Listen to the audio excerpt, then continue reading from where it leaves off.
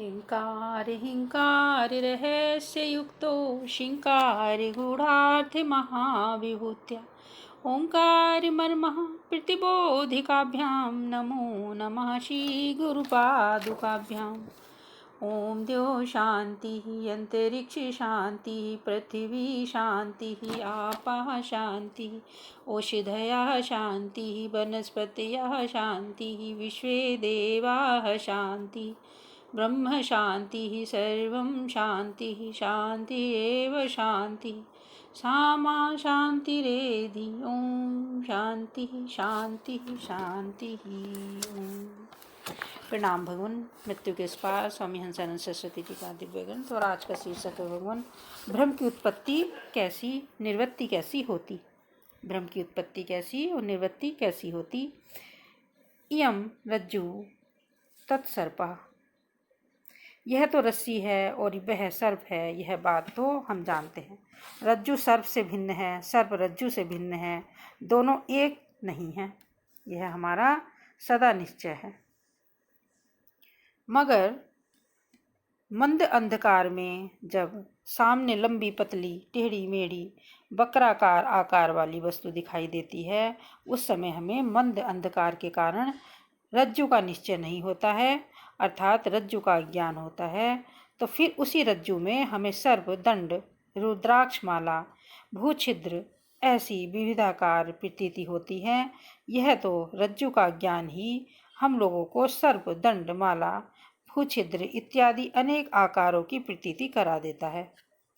अतः उस जगत पर वास्तव में रज्जु ही पड़ी होने पर भी कोई कहता है सर्प है, तो कोई कहता है नाना वह तो दंड है, तो दूसरा कोई कहता है ना वह तो रुद्राक्ष माला पड़ी है, तो दूसरा कोई कहता है नाना तुम कुछ नहीं जानते, डरो नहीं वह बस भूछिद्र ही है। वस्तु एक होने पर भी इन्हें भिन्न भिन्न आकारों की प्रतीति होकर ये जो व्यर्थ वाणी का व्यापार कर रहे हैं उसे एक क्षण में बंद करना संभव है।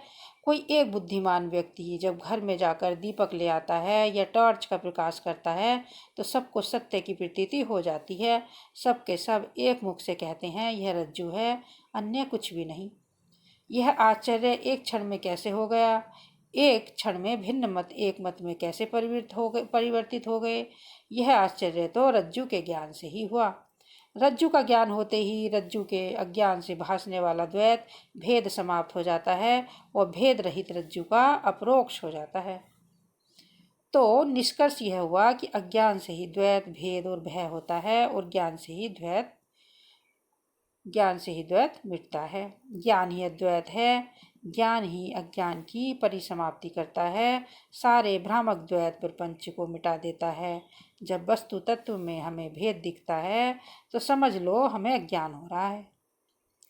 सत्य दृष्टि, अद्वैत दृष्टि, एकत्व दृष्टि तो ज्ञान की ही हो सकती है।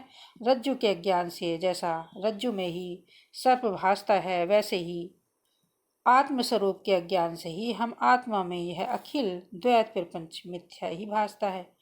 इसे ही भ्रम कहते हैं। ईश्वर, जीव, जगत रूप भेद का कारण यह आत्मस्वरूप का ज्ञान ही है। दृश्य पदार्थ तो जानने में आते हैं, वे सब हमारे स्वरूप के अत्यंत विपरीत अध्यास या विवर्त रूप में भासते हैं। अध्यास, विवर्त ये शब्द भ्रम के ही पर्याय हैं। हमारा आत्मा चैतन्य स्वरूप, आनंद स्वरूप, सत्य स्वरूप है, मगर ये सब इसके अत्यंत विपरीत जड़ रूप, दुख रूप, असद रूप भासते हैं। आत्मा का ज्ञान होने पर ये टिकते नहीं। रज्जु का ज्ञान होते ही रज्जु में भासने वाला सर्प जैसे भासता नहीं, वैसे ही ये सब आत्मा का ज्ञान होते ही विलीन हो जाते हैं। ज्ञानी को सर्वत्र आत्मा ही भासता है। ज्ञानी को सर्वत्र आत्मा ही भासता है। श्रुति कहती है ब्रह्म तो एक ही अद्वितीय है और इस ब्रह्म में किसी भी प्रकार का नानात्व तो नहीं है। ज्ञानियों का अनुभव भी यही है। तो फिर कहो द्वैत सत्य है या अद्वैत सत्य है। और इससे अगला शीर्षक है भगवान कार्य में द्वैत होता है, कारण में अद्वैत होता है। कार्य में द्वैत होता है, कारण में अद्वैत होता है। ओम शांति शांति शांति। प्रणाम भगवान।